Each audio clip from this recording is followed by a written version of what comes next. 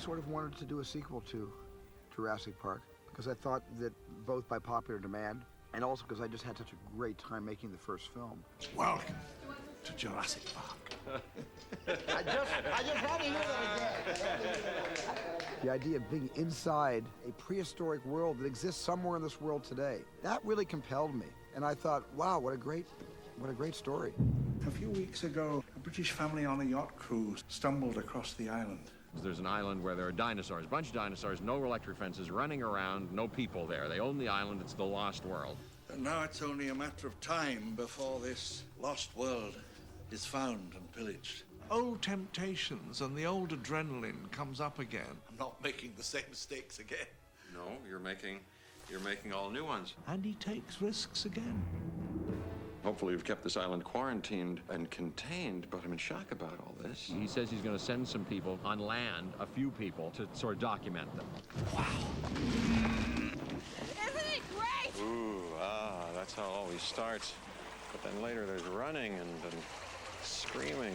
It was really sitting down with Michael Crichton, and Michael wrote, the story in his book, and then David Koepp came in and did a wonderful screenplay, and The Lost World is going to be a pretty good story. We got over this mountain of disbelief that the audience had to suspend, which was how did they bring dinosaurs back? So it gives us a little more time to concentrate on some of the characters. My character in this movie, instead of a kind of sound fellow like I was in the first one, who comes along for the ride with some fun, in him, I have fun in me and a sense of humor. I'll be back in 5 or 6 days. No, you'll be back in 5 or 6 pieces. But I'm driven in a very passionate way. Don't move! Don't move! He's the only one who's been through this experience before. I beg people to listen to me. I use plain, simple English. I don't have any accent that I'm Oh, shut up. And against his will, he's dragged back into this situation to save someone's life. She's there to join a team of people who are there to study the dinosaurs. And the reason he goes down is to retrieve her. Why didn't you say something to me? Because I knew you would have stopped me from coming. Physically, it was a hard playground. We just did everything. Me and Vince Vaughn and Julianne Moore are trapped in a horrible situations and just fighting for our lives. You guys would start by looking up, then you would look off to the left, right, like quickly, because this whole thing is moving. And the reason you're looking all over is you don't want to get hit by the side. Okay, now guys, looking up. Here comes the trailer. Oh my God, and duck your heads from the trailer. Look back down. Slowly look up. Okay, now it goes to the ground. All right, look down on the ground. Explosion. It is truly the most physically demanding film I've ever done. Oh, God, please. I didn't think when I first saw the script that it would be this challenging physically, and it's been fun. We're hitting you with a lot of air from an air tube. You show up and you think, well, today I'm in a harness, or today I'm really muddy, or today I'm in a waterfall, or whatever, and you do it. And cut. Very nice. Good take, everybody. On this movie, we had so many sets. I mean, it was about 100, and so we had tremendous amount of changeovers where we had our 8 sound stages in our back lot plus our distant locations. When you go on location, you have to react to what's there, and I enjoy that a lot because that actually helps to dictate the way the movie is going to be, and it's you being in touch with something that's bigger than you. What the hell is that? Go as fast as you can.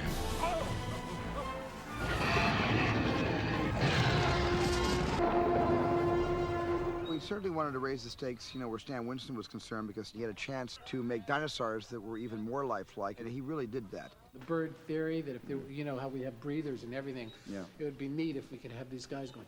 Oh, really fast? Really fast. Yeah. That'd be great. Yeah. Okay, Mr. Wizard. There are different dinosaurs in this, and the dinosaurs they have in this, I think, will be even a little more sophisticated. I think it'll be something you have to see.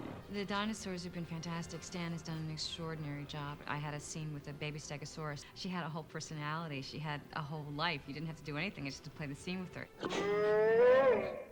It's important in these movies that the animals never be characterized as villains, because they're not. They're just there doing what they do. Like it's not scared.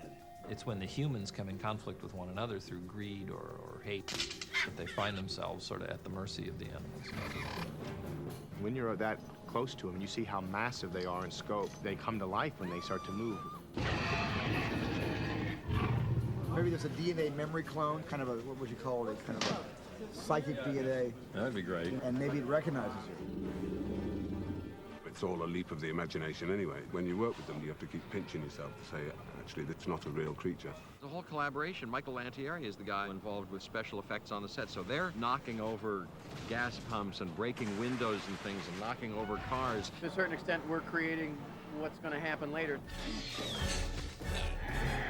What we're doing now is setting up the shot, getting the actors to imagine what's actually there, even though it's not going to be there. They have to know where to look, and then getting the scene to look like they're in the new Jurassic Park: The Lost World. The process starts with shooting the live-action backgrounds on set and taking precise measurements. We'll then reconstruct from scratch what that animal looks like. And then once the model is made, the animator will then be able to animate the character, one frame at a time. A lot of actors say when they get the walk down, then they understand the character. Well, it's similar to what we do here because animators are essentially performers. Just when you have that one come in, maybe just one other one too. Would be nice. Looks a little bit empty. But just the way they're gathering and everything is the way they're coming, almost like land piranha. I'm afraid there isn't enough to go around. And then once the animator is done with it, the shot will go to the technical director. It's to sort of make it look real. They'll apply a skin to it, and they'll combine it with the background. Film like this is basically in the spirit of exploration. It's like a laboratory. There's so many things that are involved in getting a shot that is definitely a group effort. But hopefully the final result looks like the single mind of the animal on the screen. Yeah, we got it. Fabulous. Right, we got it.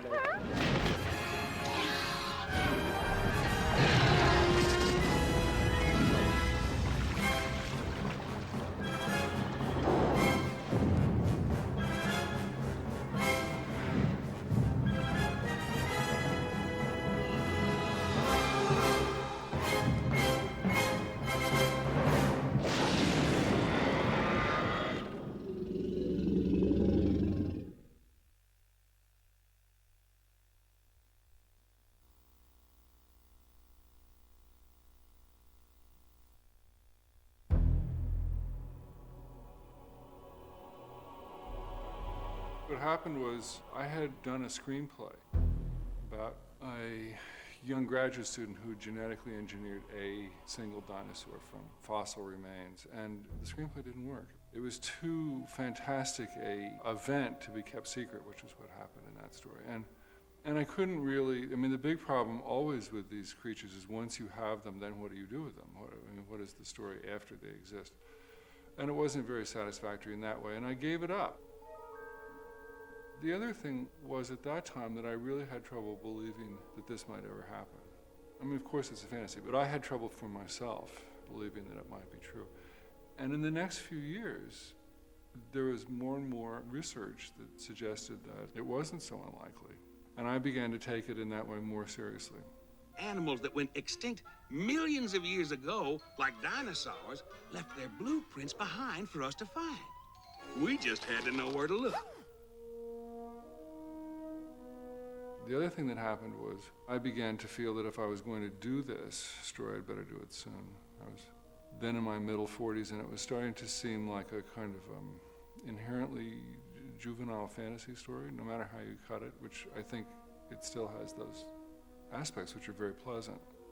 So I finally sat down and really tried to do it and do it as a book. The solution, which at the time I had found very unsatisfactory, was to make it a theme park. And the reason why the dinosaurs were set in a theme park was just a sort of logical problem. Although I by then believed that it was possible to genetically engineer these creatures, or that eventually it would be possible, I couldn't see who would pay for it.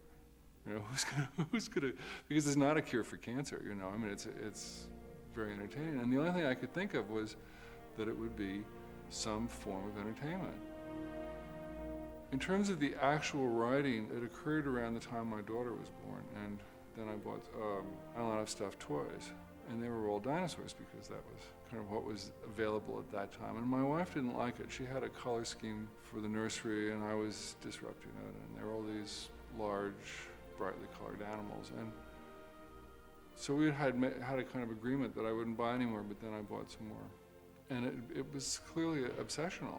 And I had to begin to wonder at some point what it was about dinosaurs that fascinated me so much, or why I thought that they were so tied to childhood. And some of those concerns found their way into the book.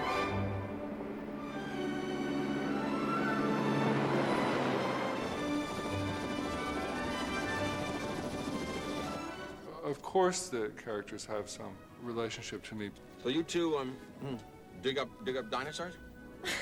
Stendhal said that fiction is disguised autobiography, or something to that effect, and I think it is. But in general, I prefer to take what is already true, if I can. I don't know how you would get the reality without taking the reality. So in Jurassic Park, I think it's true that all the characters are based even loosely on real people. And even the word raptor means bird of prey. That doesn't look very scary. The most obvious one and the best known is Alan Grant, who is Jack Horner, who was an advisor on the film eventually. Why would they care what we think? What kind of park is this? It's right up your alley. Hammond, I suppose, is the least based on anybody, and certainly he has that quality in the novel anyway, which is a certain unscrupulousness. And he was, in my conception, a much darker character than what Stephen finally made. I really wanted to do the dark side of Walt Disney, and Stephen is, I guess, more forgiving.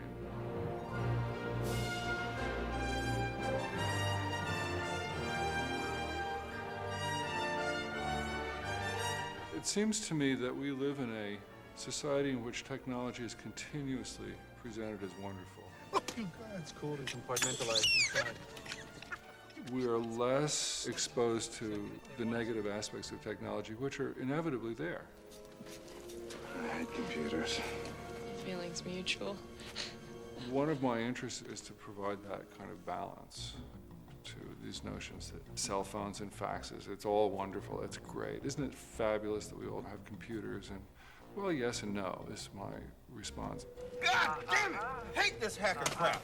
I was particularly interested in that and working on Jurassic Park, that aspect of what are the negative parts. Because in talking with the people who are doing this kind of research, what I was hearing was that the most responsible of them were deciding not to proceed down certain lines of inquiry, which is really a new phase in science. I mean, traditionally in science, what the scientists themselves have said is, I might as well do it because if I don't, someone else will. It is going to happen inevitably. And I think there's a recognition that it's not so inevitable, and that it's quite conceivable that if I don't do this research, neither will anyone else. It's simply too dangerous. Our scientists have done things which nobody's ever done before. Yeah, but your scientists were so preoccupied with whether or not they could that they didn't stop to think if they should. Ordinarily, my working method is to do years of research. In the first book, it was probably about 10 years from start to finish, of which maybe 3 years were really writing and the other period of time was accumulating. And I, of course, wasn't only doing that during that time. But I allow myself a very long gestation period in that sense.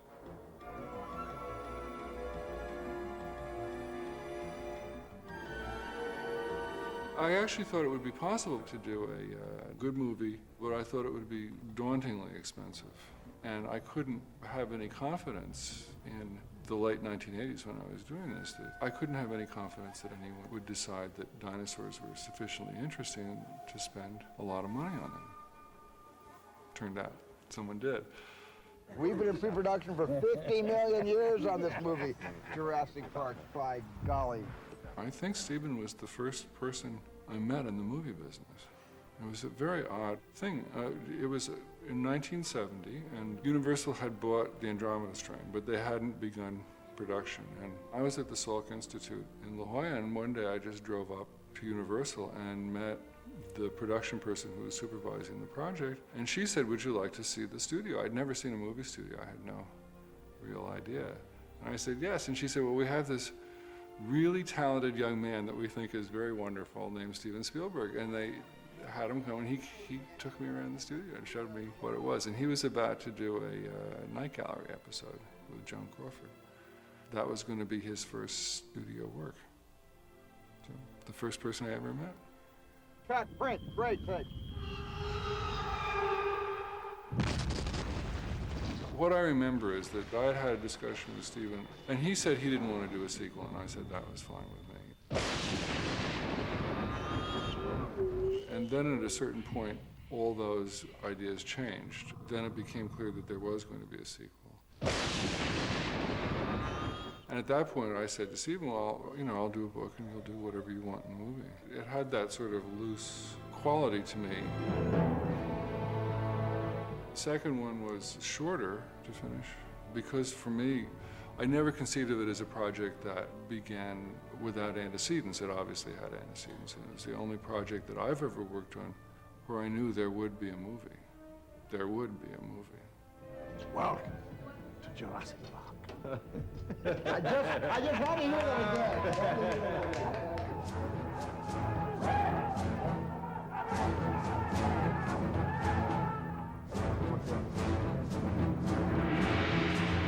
I was actually interested to write a sequel because I'd never done it.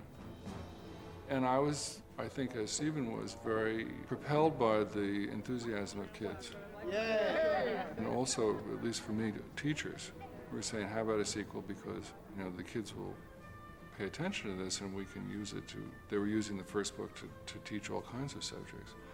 And I actually thought that was an interesting aspect and had some correspondence with various teachers groups to say, this is probably going to happen, what subjects would you like covered? But that didn't turn out to be very helpful because in the end I turned to a pretty complex set of problems in chaos theory that had to do with extinction, which I think is well beyond high school students, but that's the way it is. Movies that are based on books that I've done is in part the experience of having that happen many different times, and in part the experience of having done it with other people. When I was directing other people's books, I was not enthusiastic about the author visiting the set, and I didn't really want to hear what the author had to say about the changes that I was making.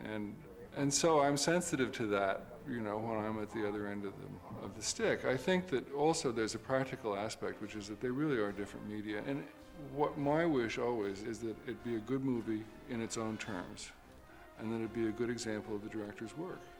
I think that's all that you can look for.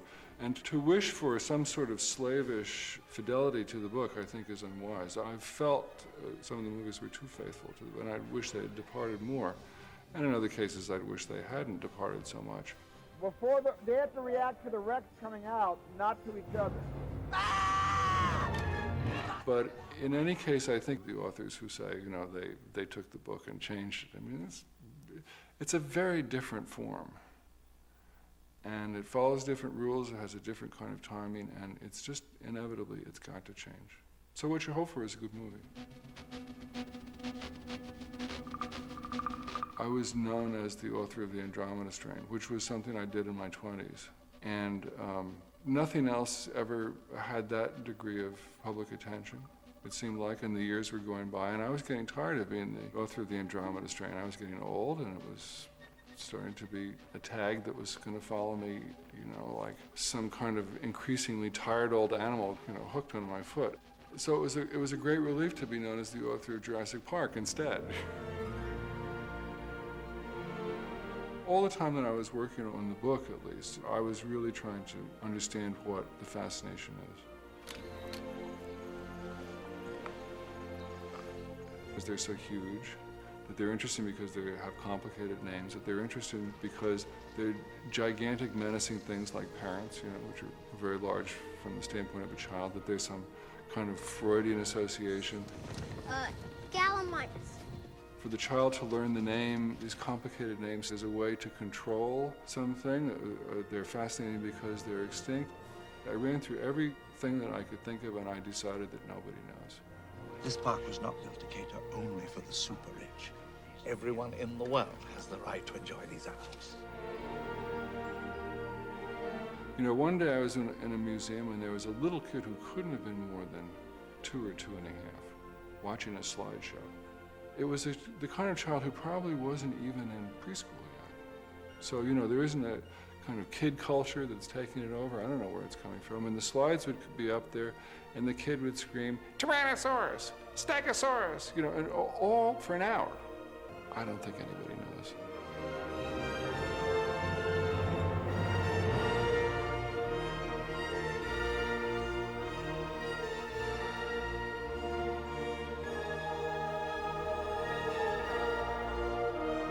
Dong Zemeng, who is the head of the Institute of Paleontology in Beijing and is the person who has identified more dinosaurs than any other person in history. He's identified 32.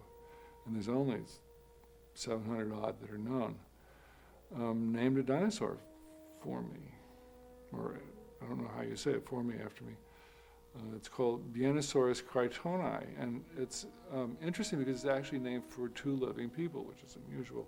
It's named for Dr. Bien, who was the person who actually found the material in 1938, and it was brought back to Beijing, but then never examined because of the intervening war and all the events subsequent to that.